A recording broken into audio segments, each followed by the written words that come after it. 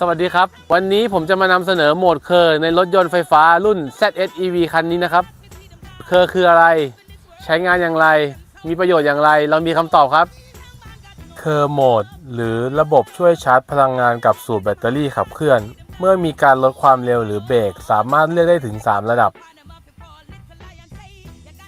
ระดับที่1เป็นการชาร์จพลังงานกับในระดับปกติให้ความรู้สึกในการขับขี่ที่คล่องตัวระดับ2เป็นการชาร์จพลังงานกับในระดับปานกลางผู้ขับขี่จะได้รู้สึกถึงแรงดึงของตัวรถเล็กน้อยระดับ3เป็นการชาร์จพลังงานกับในระดับสูงผู้ขับขี่จะรู้สึกได้ถึงแรงดึงของตัวรถอย่างชัดเจน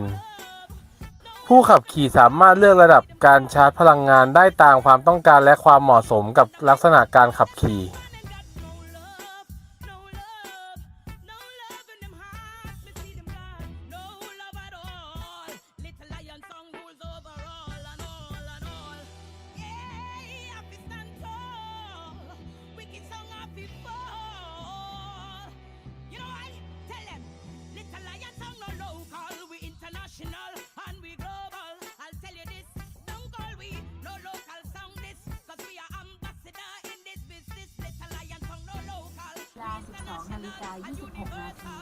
สนใจเข้ามาทดลองขับได้แล้ววันนี้ที่ MG ชัยภูมิ